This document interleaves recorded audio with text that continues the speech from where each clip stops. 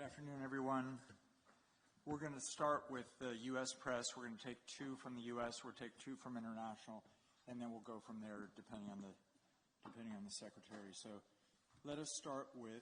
Now hold on, John. Sir, I'm going to talk first. Roger that. It is great to be here at NATO with 31 allies, also with my wife Jenny, who's been meeting with families of U.S. troops, both here in Germany, and we're heading to Poland right after this as well. That's what this is all about for me, for President Trump, and the Defense Department. I also want to express a special thanks to the Secretary General Ruta, for your boldness, for your friendship, for your leadership, and most especially for your urgency of the matter at hand, which is great to see from the leader of NATO. Look forward to working very closely with him and his team. And before we're talking about what we've done at the ministerial, I want to reaffirm a few things from this podium. First, as we see it, NATO's strategic objectives are to prevent great power conflict in Europe, deter nuclear and non-nuclear aggression, and defeat threats to treaty allies should deterrence fail. Second, the U.S. is committed to building a stronger, more lethal NATO. However, we must ensure that European and Canadian commitment to Article 3 of this treaty is just as strong. Article 3 says that allies, and I quote, by means of continuous and effective self-help and mutual aid, will maintain and develop their individual and collective capacity to resist armed attack. Leaders of our European allies should take primary responsibility for defense of the continent, which means security ownership by all allies, guided by a clear understanding of strategic realities, and it's an imperative given the strategic realities that we face. And that begins with increasing defense spending. 2% is a start, as President Trump has said, but it's not enough. Nor is 3%, nor is 4%, more like 5%. Real investment, real urgency. We can talk all we want about values. Values are important. But you can't shoot values. You can't shoot flags, and you can't shoot strong speeches. There is no replacement for hard power. As much as we may not want to like the world we live in some cases, there's nothing like hard power. It should be obvious that increasing allied European defense spending is critical, as the President of the United States has said. Also critical is expanding our defense industrial base capacity on both sides of the Atlantic. Our dollars, our euros, our pounds must become real capabilities. The U.S. is fully committed under President Trump's leadership to pursue these objectives in the face of today's threats. Yesterday, I had a chance to attend the Ukraine Defense Contact Group. Today, participated in both the NATO Ministerial and the Ukraine Council. In both, we discussed Russia's war of aggression against Ukraine. I had the chance to brief allies on President Trump's top priority, a diplomatic, peaceful end to this war, as quickly as possible, in a manner that creates enduring and durable peace. The American Defense Department fully supports the efforts of the Trump administration. And we look to allies to support this important work with leading on Ukraine security assistance now through increased contributions and greater ownership of future security assistance to Ukraine. To that end, I want to thank my UK counterpart, Defense Secretary John Healey, for hosting this Ukraine Defense Contact Group and for his leadership on support of Ukraine. President Trump gave me a clear mission: achieve peace through strength, as well as put America first, our people, our taxpayers, our borders, and our security. We are doing this by reviving the warrior ethos, rebuilding our military, and reestablishing deterrence. NATO should pursue these goals as well. NATO is a great alliance, the most successful defense alliance in history. But to endure for the future, our partners must do far more for Europe's defense. We must make NATO great again. It begins with defense spending, but must also include reviving the transatlantic defense industrial base, rapidly fielding emerging technologies, prioritizing readiness and lethality, and establishing real deterrence. Finally, I want to close with this. After World War II, First General and then President Eisenhower was one of NATO's strongest supporters. He believed in a strong relationship with Europe. However, by the end of Eisenhower's presidency, even he was concerned that Europe was not shouldering enough of its own defense, nearly making, in Eisenhower's words, quote, a sucker out of Uncle Sam. Well, like President Eisenhower, this administration believes in alliances, deeply believes in alliances. But make no mistake, President Trump will not allow anyone to turn Uncle Sam into Uncle Sucker. Thank you, and we're glad to take some questions. Thanks very much. Let's start with the U.S. traveling TV pool with Liz Ferdin.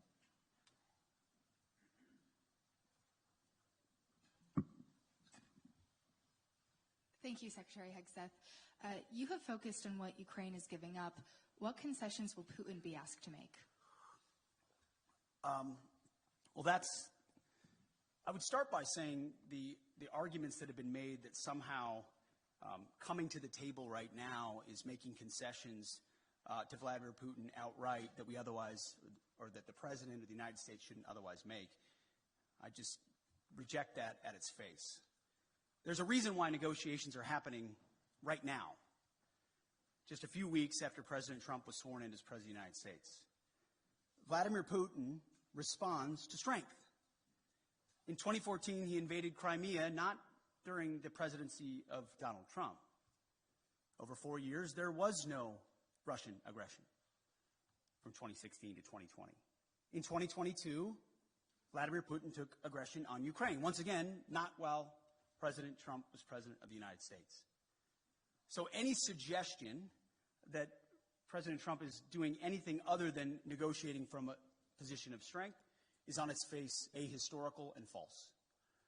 So when you look at what he may have to give or take, what's in or what's out in those negotiations, we have the perfect deal maker at the table from a position of strength to deal with both Vladimir Putin and Zelensky.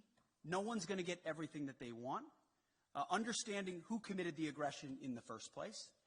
But I challenge anyone else to think of a world leader at this moment who, with credibility and strength, could bring those two leaders to the table and forge a durable peace that ultimately serves the interests of Ukraine, stops the killing and the death, which Trump has been clear he wants to do, and hopefully ultimately is guaranteed by strength of Europeans who are there prepared to back it up.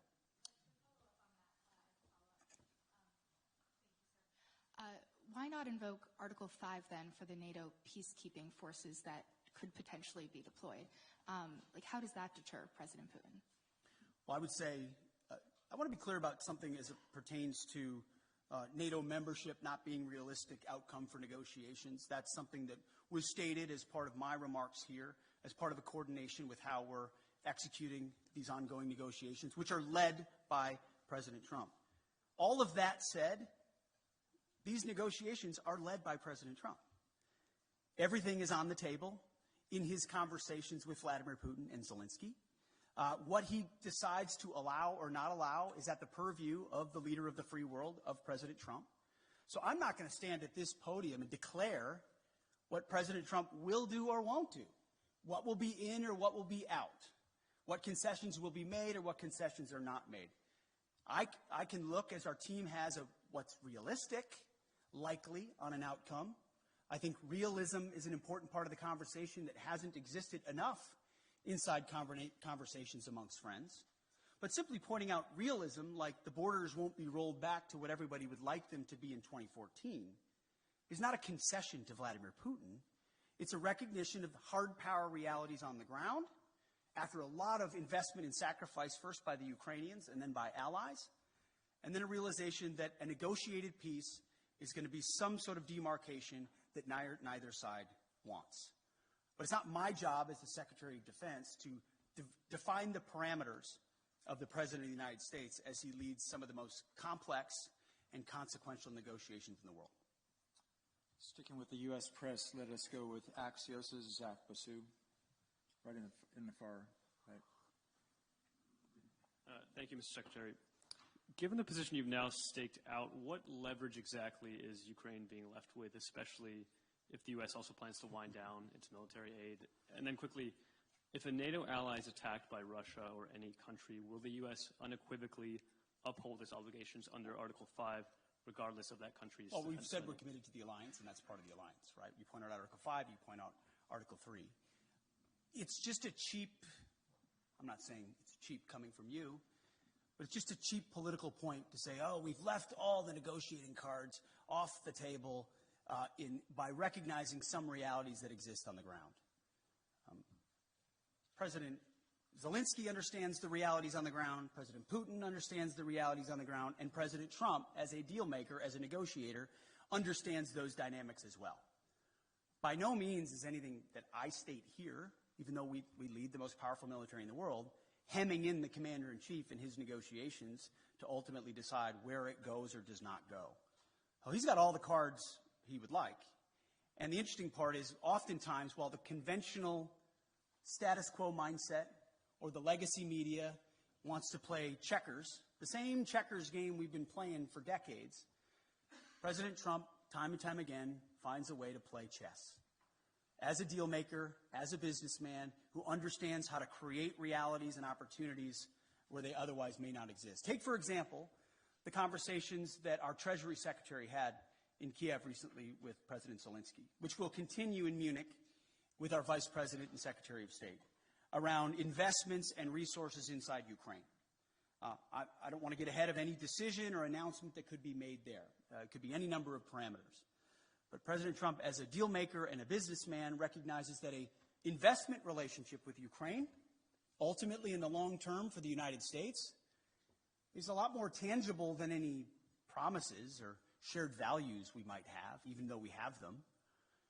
There is something to relationships and deals in real ways, whether militarily or economically or diplomatically, that he sees that are possibilities that could forge together a lot of opportunities to show that solidarity that Vladimir Putin will clearly recognize.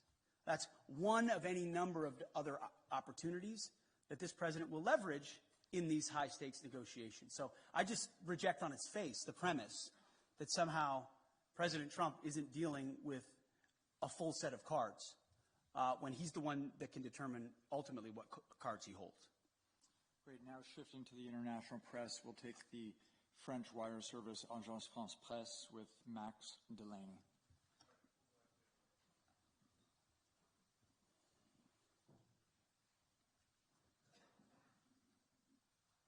Thank you very much. Secretary of Defense, you've spoken about trying to force both Putin and Zelensky to the table. Can you give a guarantee that no deal will be forced on Ukraine that they do not want to accept, and also that you will include Europe in the negotiations about an issue that concerns European security? And can you tell us whether the U.S. will continue to supply arms to Ukraine during any negotiations? Well, to the first part of your question, that's not ultimately my decision. The President will lead these negotiations alongside our Secretary of State, our National Security Advisor, and numerous other officials that will be involved. And ultimately, we've played our role in talking to our NATO allies about what that would look like. President Trump, I want to point out, I've got the truths right here that he posted called both, in case we missed it, Vladimir Putin and President Zelensky. Called them both. Any negotiation that's had will be had with both. I also am very encouraged by what the Secretary General has said here. Clearly attuned to the realities of the moment, the need for peace, and that the NATO alliance and European members will play a role in that. Ultimately, President Trump speaking to those two countries is central to the deal being made, but it affects a lot of people, of course. So I'm not going to be involved in those intimate diplomatic negotiations. That's for the pros atop the Trump administration who do diplomacy and negotiations. Ultimately, as security assistance, we have continued to provide what has been allocated. I think it would be fair to say that things like future funding, either less or more, could be on the table in negotiations as well. Whatever the president determines is the most robust carrot or stick on either side to induce a durable peace, understanding, obviously, the motivations that Vladimir Putin has had on Ukraine for quite some time. Thank you. We'll have a second international press outlet. We'll go with the German paper Frankfurter Allgemeine Zeitung with Dr. Thomas Kuczka. Thanks a lot, Thomas Kuczka, Frankfurter Allgemeine Zeitung. Good afternoon. Mr. Secretary, 2 questions, please. The first one regarding the new defense investment pledge. When you and President Trump speak about raising it to 5%, do you mean European allies only, or do you mean the US as well, which is currently at 3.4% according to NATO statistics? And if the latter is true, when do you think the US could possibly reach the goal of spending 5% on defense? That's number one. Number two, you've said yesterday that Europeans need to take ownership of their own conventional security. So should Europeans expect that ultimately the US would withdraw the bulk of their forces from Europe and just leave in place what is necessary for nuclear deterrence? I know there's a revision going on. I don't expect you to name any numbers, but maybe give us an outlook of what we should expect. Thank you. Thank you. I think nobody can or should contest the extent of America's willingness to invest in national security. We have a budget of $850 billion spent on defense. I'm in the business of ensuring that every dollar of that is used wisely, which is why we're pushing a Pentagon audit and making sure that we're cutting fat so that we've got more at the tip of the spear. 3.4% is a very robust investment, larger than most of our allies within NATO. Any defense minister or secretary of defense that tells you they wouldn't want more would be lying to you. I understand that. Ultimately, we have our own budgetary considerations to be had, but I don't think an unwillingness of NATO allies to invest in their own defense spending can be dismissed away by trying to point at the $900 billion that America has invested around the globe to include the NATO alliance and saying that's not enough. So ultimately, we are very much committed to the NATO alliance and to our allies, but without burden sharing, without creating the right set of incentives for European countries to invest, then we would be forced to attempt to be everywhere for everybody all the time, which in a world of fiscal restraints is, again, to get back to that word reality, just not reality. So, yes, we will continue to spend robustly. Our expectation of our friends, and we say this in solidarity, is you have to spend more on your defense, for your country, on that continent, understanding that the American military and the American people stand beside you as we have in NATO, but can't have the expectation of being the permanent guarantor, as I alluded to, from what even Eisenhower observed post-World War II. That shift has to happen. The peace dividend has to end. There are autocrats with ambitions around the globe, from Russia to the Communist Chinese. Either the West awakens to that reality and creates combat multipliers with their allies and partners, to include NATO, or we will abdicate that responsibility to somebody else with all the wrong values. You mentioned Europe. We have not said in any way that we're abandoning our allies in Europe. There have been no decisions based on troop levels. Again, that's a discussion to be had by the Commander-in-Chief in these high-stakes negotiations. And that would most likely come later on. But there is a recognition that the ambitions of the communist Chinese are a threat to free people everywhere, to include America's interests in the Pacific. And it makes a lot of sense, just in a common sense way, to use our comparative advantages. European countries spending here in defense of this continent, in defense of allies here, against an aggressor on this continent with ambitions. That strikes me as the right place to invest. And I don't say that in a condescending way. I say that in a common sense, practical way. Investing in defense on the continent makes sense. We support that as well.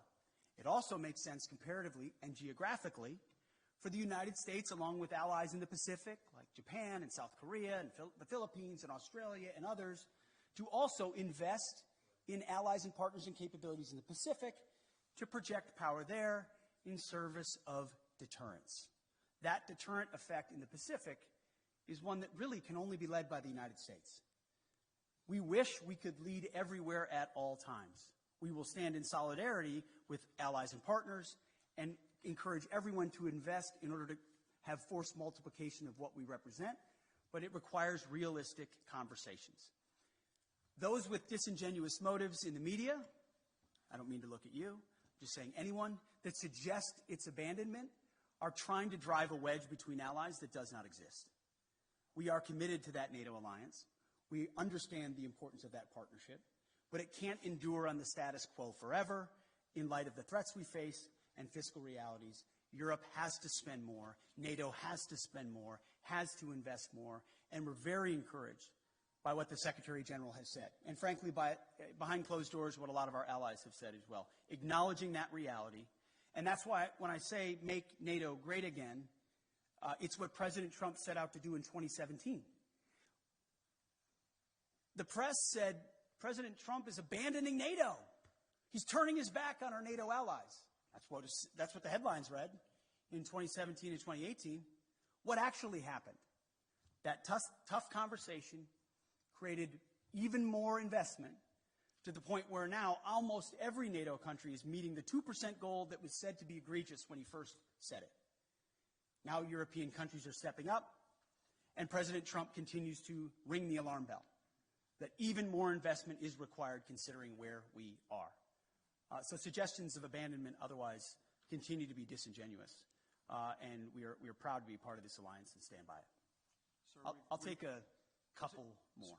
Sure. Why don't we take one from a U.S. outlet and one from an international outlet? With the U.S. outlet, pardon me, sir, what we're going to take from the U.S. is Logan Ratic from Newsmax, please.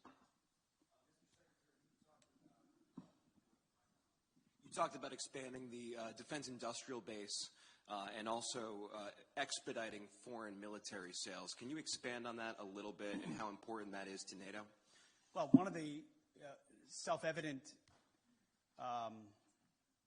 conclusions of the war in Ukraine was the underinvestment that both the European continent and America has had, unfortunately, in the defense industrial base. The ability to produce munitions, emerging technologies, rapidly and field them, was a blind spot exposed through the aggression against Ukraine.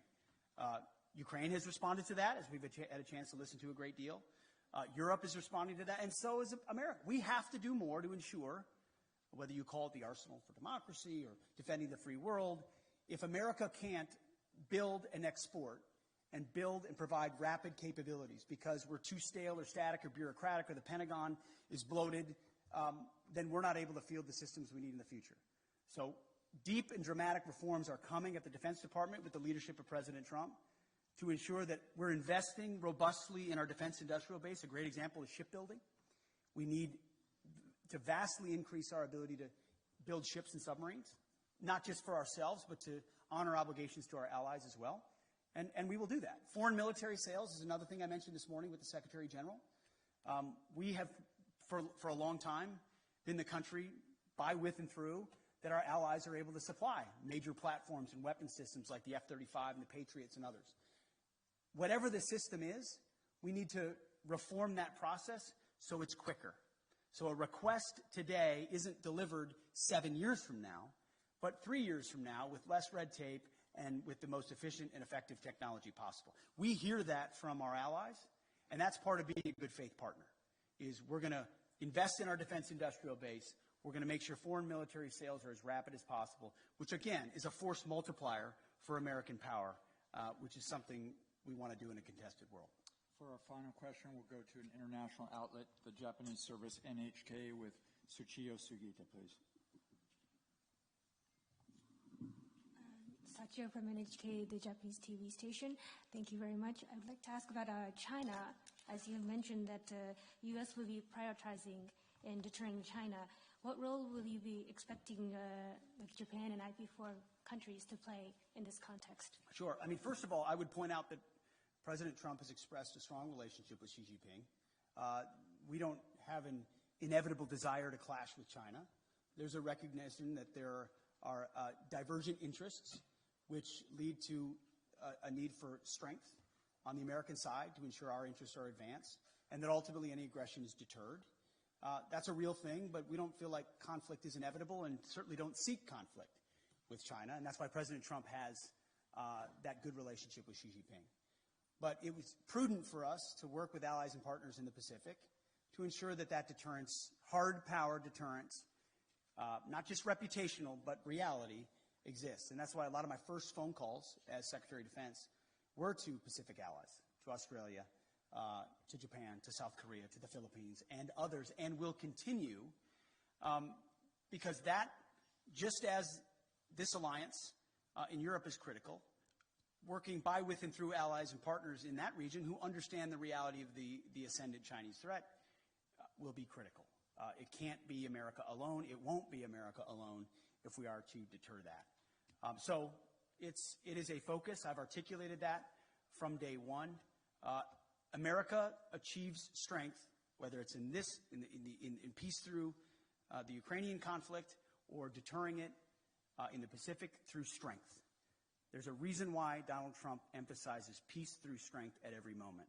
My job alone as the Secretary of Defense is to ensure he has the strongest, most capable, most lethal military possible. Heaven forbid we have to use it. It's meant and built for deterrence. But if we have to, we can close with and destroy our enemies and bring our men and women home with success as quickly as possible. Thank you very much for being here. Thank you, everyone.